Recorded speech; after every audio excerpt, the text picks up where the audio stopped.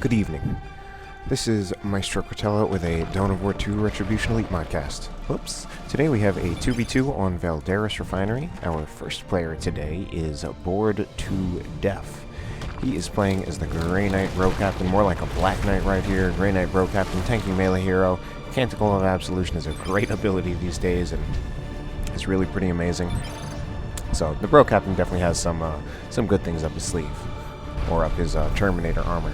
Next up, his teammate is PhatE, playing as the Orc Warboss. The Orc Warboss, yet another tanky melee hero, a bit more aggressive maybe than the Grey Knight Rogue Captain. Well, not necessarily, but certainly he can be very aggressive. He can also be a capping unit, and sometimes people just use him like that.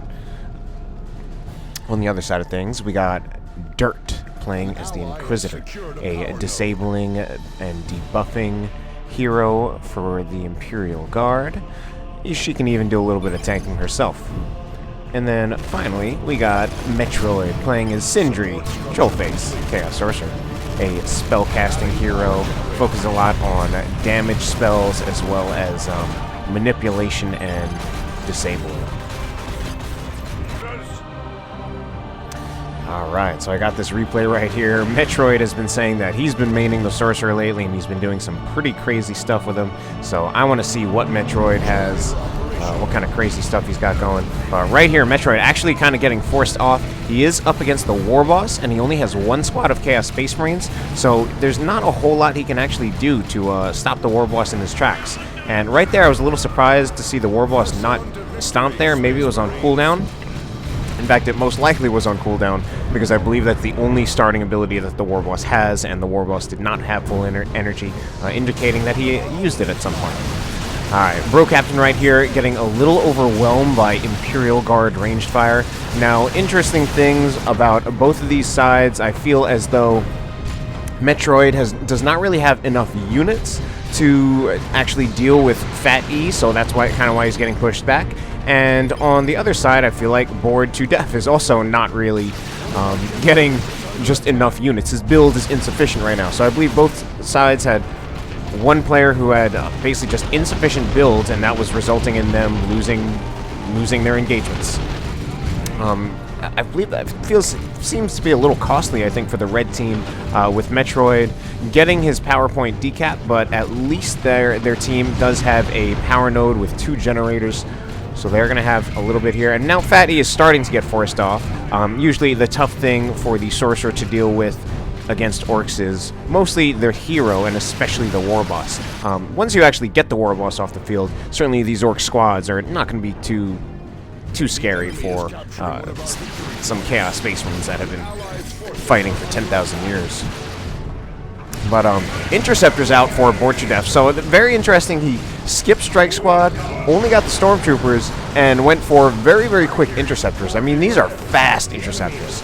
And that's definitely going to change things a bit for their engagements. Certainly going to at least get into the Guardsmen very quickly and can start chopping them up. And Interceptors in general are very, very powerful these days. And probably always have been, but I think it's only been somewhat recently that people have been really noticing and exploiting their power. That being said, I feel like the Sentinel is really overstaying its welcome and getting unnecessarily close to dying. And if there's anyone who should not be scared of something like Interceptors, it would be the Inquisitor. She's upgrading to have the Holy Brazier, which is interesting. She could, of course, get the crossbow bolt pistol, and she could use that as a way of controlling the Interceptors as well as the Bro Captain.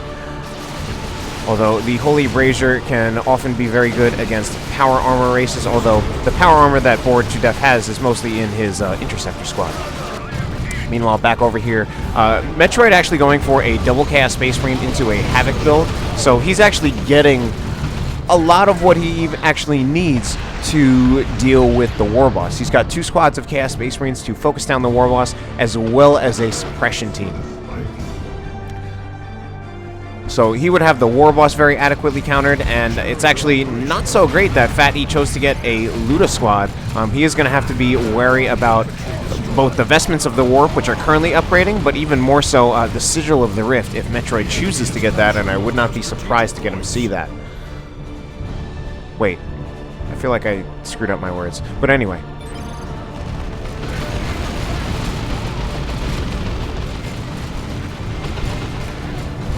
Ooh, and the Sorcerer actually jumps into the Shooter Boys, which in a way is not a bad idea, but actually is going to get forced off. And almost killed. Ooh, very close to dying right there. So a little bit risky. The Sorcerer with the Vestments of the Warp, that is a bread and butter play that lately I haven't been doing a lot, and in a lot of times a lot of people don't do it. But it really can be very, very powerful, especially against weaker squads like Shooter Boys, where the models will actually die very quickly to the Sorcerer.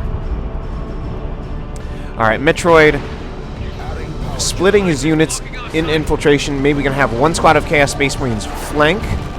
He's going to flank the Ludas, and they actually unset up, and then this squad of Chaos Space Marines was able to just charge it right at it. So PhatE's position was kind of uprooted. Meanwhile, over here we do have the Canticle of Absolution from the Bro Captain, which is a great ability. It's one of the best Grey Knight abilities. Arguably, it's just a great ability. Period. Would also allow the Bro Captain to prevent himself from getting hit by something like Hammer of the Witches, which would stun himself. But PhatE going for his double slugger build. I noticed that he does like to do this. He does like to get double sluggers, and one of the advantages of that is that you have some massive generator bashing power. I mean, Orcs already have a lot of generator bashing power. I'd say they're one of the best races overall, if not the best race overall, for capitalizing on winning engagements by bashing generators.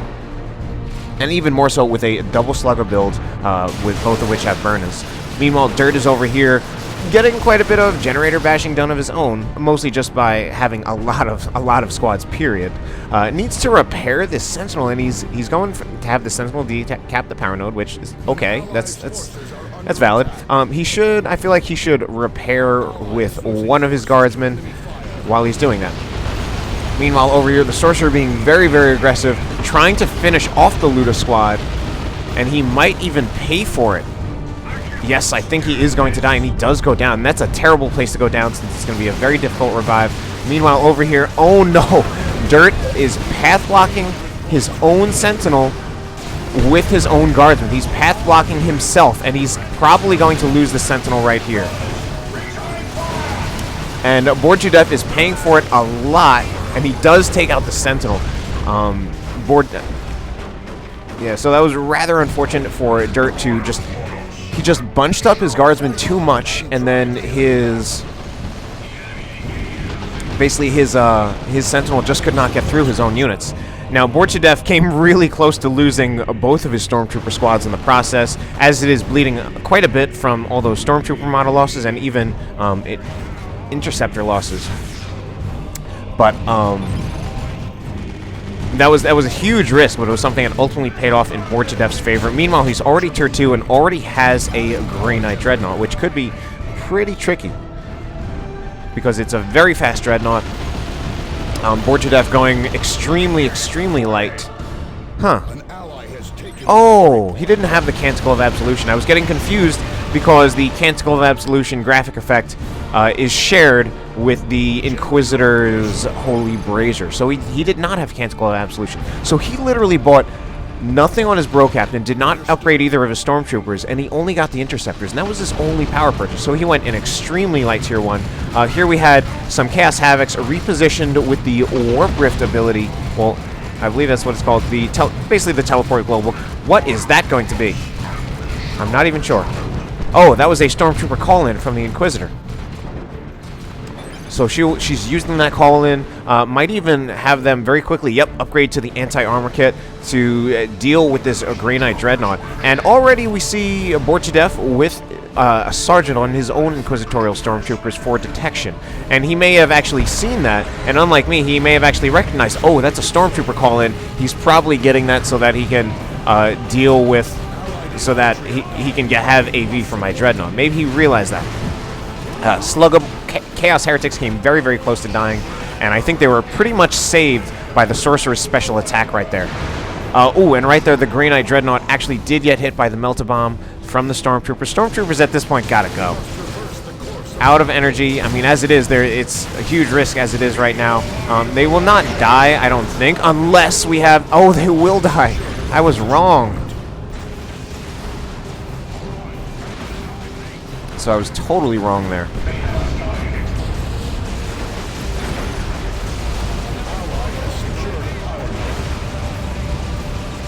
And I think the red team, very frustrated by Slugga Boys. I mean, PhatE just using that build. Because it's like, even if they, just for even like 10 to 15 seconds, if they just, for 10 to 15 seconds, if those Sluggas start hitting generators, they're going to take a bunch out.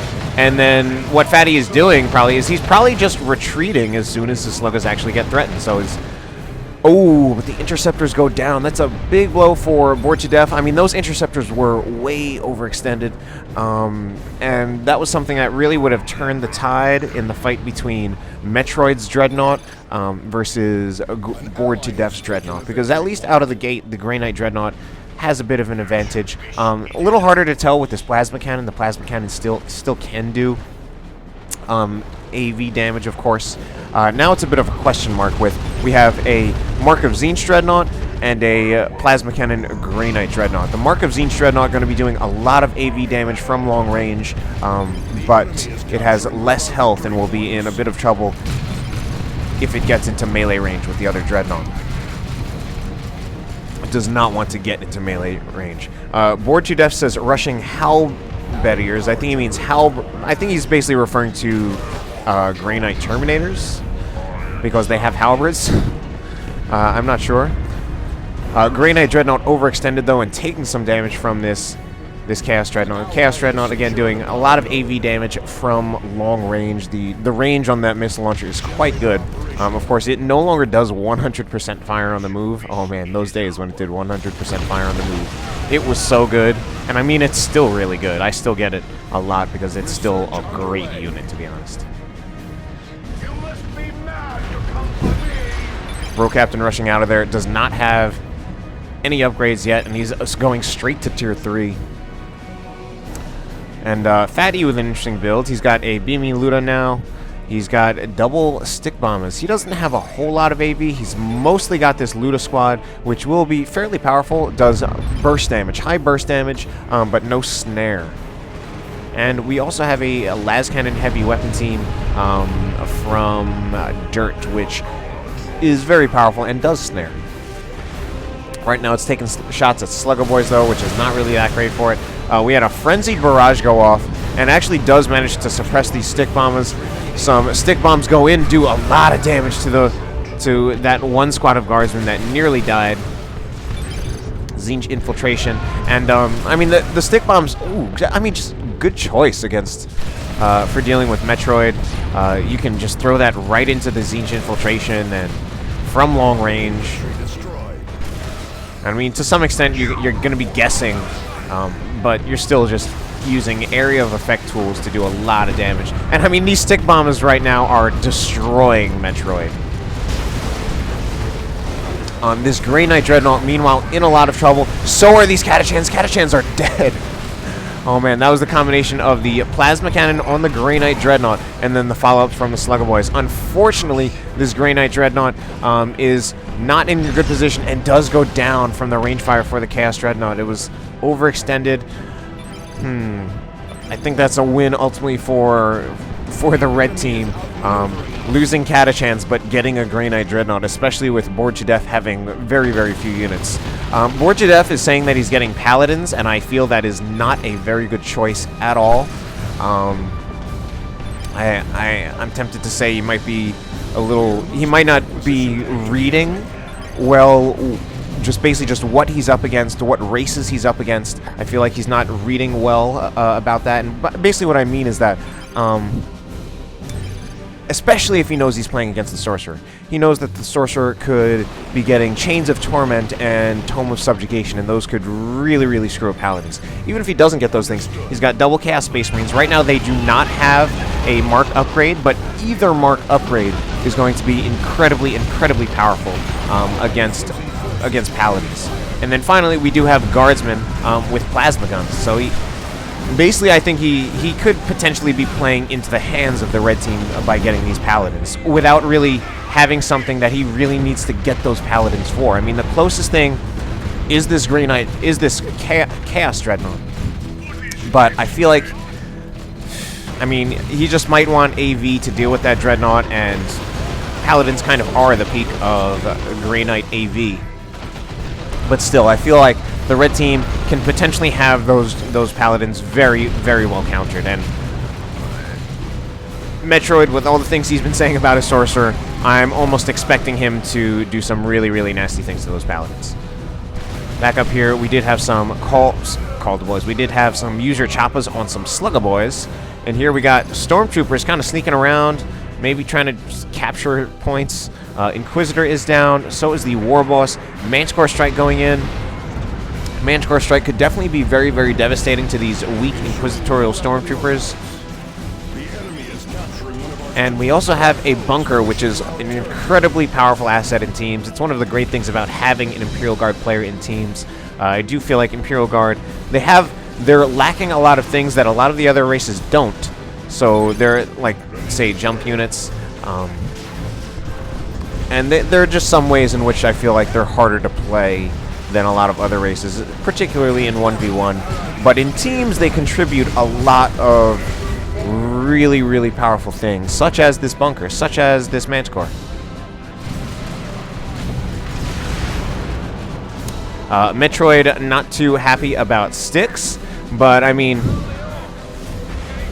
when I was talking about playing into someone's hands, he does have, in a way, certainly if he's going to be using Heretic Infiltration and as well as using that Havoc, he's going to be having a few units that are going to be relatively static. And then he needs to just be conscious about moving his Chaos Space Marines.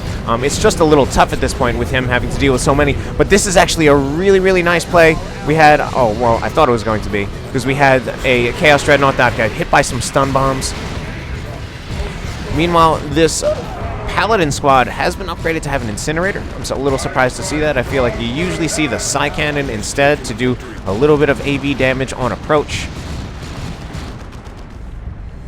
Manticore is getting out of there, and we do also have a Terminator Librarian who has been upgraded with the Codicum Eternum, and I think we saw that there when we saw these Paladins were actually infiltrated, which is it's going to be incredibly scary.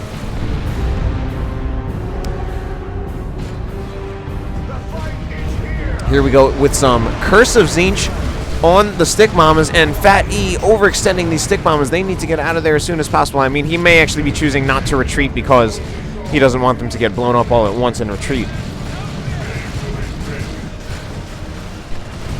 Here we go with a Manticore Strike on these Paladins. Oh, they should not just take that. I mean, look at the damage they take from that Manticore Strike. Any kind of Terminator unit is actually extremely vulnerable to Manticores, except for the fact that they can teleport right out of it. If you teleport right out of it, you wasted your opponent's Manticore Strike. If you don't, you take a huge amount of damage for your Paladins. Battle Wagon on the way for PhatE. I actually feel that that is a very, very powerful choice right now. The main thing he just needs to worry about, at least at the moment, is this heavy weapon team. The main thing he's probably going to have to worry about coming up is Dihrt possibly getting a Baneblade. But I don't think Metroidd, at least currently, is very well equipped to deal with a Battle Wagon. He does certainly have... He's got some fairly powerful AV DPS in the form of this Chaos Dreadnought.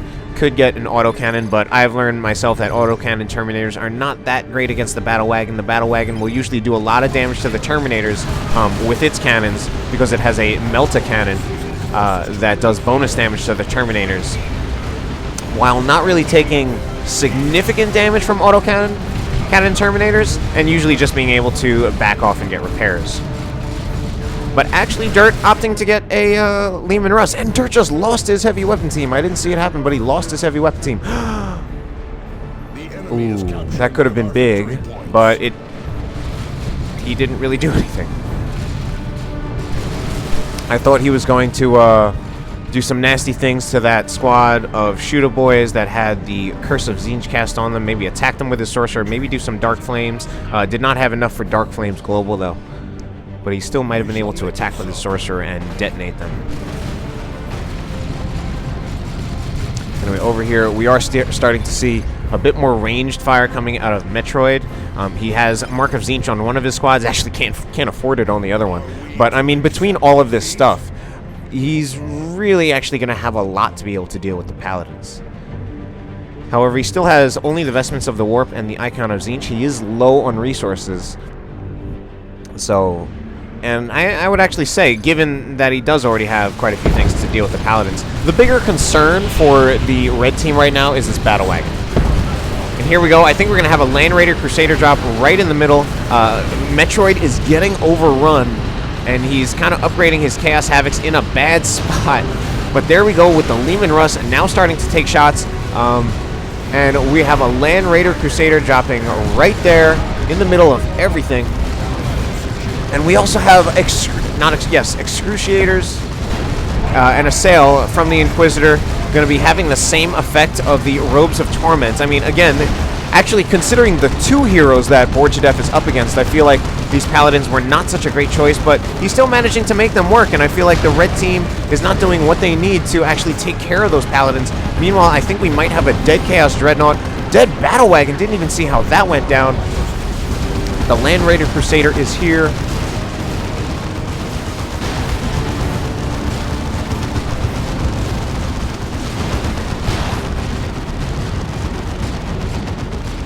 And actually, this Chaos Dreadnought gets out alive. So a lot of things happen right there. Metroidd very unfortunately lost one of his Chaos Space Marine squads, I feel very unnecessarily.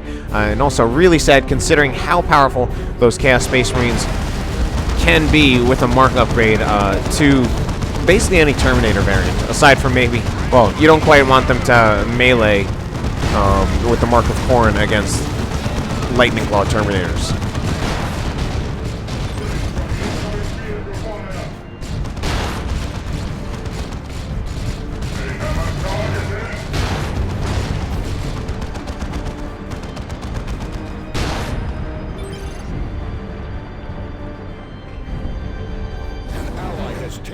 So Land Raider Crusader still alive. That puts the blue team back out onto the field in the middle.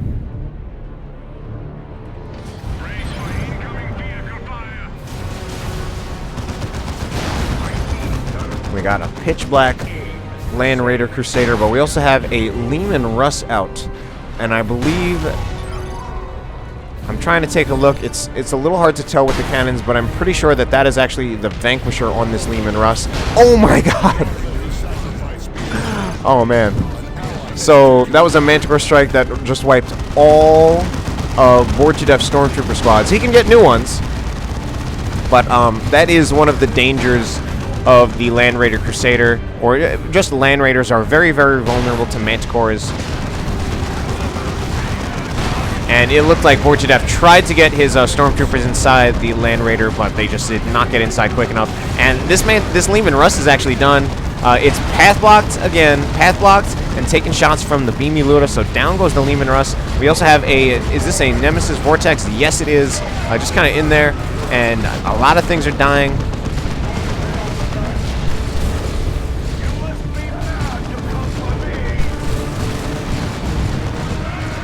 And I feel Chaos units are a little overextended. Red team in general overextended and not really doing what they really need to be doing. This Chaos Dreadnought is walking right into the firing arc of a Chaos Dreadnought and will probably go down. Metroidd overextending a bunch of units for some reason. This is probably going to be a dead Chaos Dreadnought because it's only going to be one more shot. Can they get it? Oh, Warp Rifted out to the Sorcerer's location. And we had a bunch more stuff dying from a Hell Fury strike, and Dihrt just lost all of his squads except for these Kashkins. Decides to get some new Stormtroopers. That was really funny. Stormtrooper call in. PhatE he sees the call in and he just hits them with a stun bomb. I think it would have been even funnier if he did it with actual stick bombs. But Chaos Terminator's now in a lot of trouble. I really think Borjadef could actually, if he got the Canticle of Absolution, that could be really, really bad for the Chaos Terminators because it means they would not be able to teleport out. Chaos Dreadnought nearly dead. Those Paladins trying to just go for one more hit, but I think they are now finally overextending. Oh no, alright, the Chaos Dreadnought is down. Definitely going to go down. But so are these Paladins. They are probably going to go down as well, and that's actually not an equal trade. The Paladins are worth quite a bit more than the Chaos Dreadnought, and this is going to be a dead Chaos Dreadnought. Or a dead Paladin squad. So that was not entirely worth it for Borjadef. I mean, He got the Dreadnought, but... And that was probably a level Dreadnought as well, but still not worth trading... I feel like still not worth trading Paladins for a Dreadnought.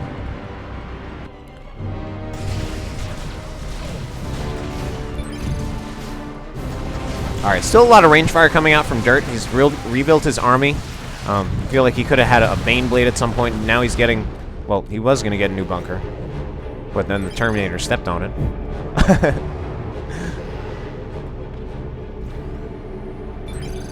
Grey Knight Terminators coming out from Horde to Death. Meanwhile, we got a looted tank out for PhatE. Looted tank, a very interesting tank, not quite as powerful as some of the others in terms of raw damage. Still pretty good damage overall with the side shooters. The cannon is good enough, although certainly not on par with something like the Predator las cannons. And it lacks a lot of the other properties that make the Lehman Russ very special. Meanwhile, alright, this looted tank is actually in a lot of trouble. It needs to drive out of there. And it's taken a lot of hits from the... and it goes down from the Chaos Terminators.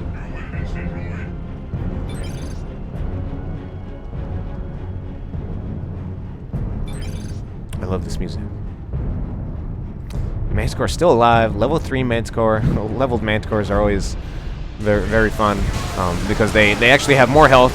Over 400 health once you get to level 4. And, I mean, considering how crazy Manticores are at level 1, I mean, the damage they must be doing at higher levels has to be quite silly. But infiltrated Terminators now. Infiltrated Grey Knight Terminators rather than Paladins, which I don't know if that is such a great choice. Paladins, Grey Knight Terminators rather than Paladins. Paladins, of course, giving you a bit more versatility with heavy melee. And this Chaos Terminator squad actually in a lot of trouble right now. But the red team wins it. Didn't even realize that the game was just about over. Nevertheless, hope you enjoyed the cast. Have a good night.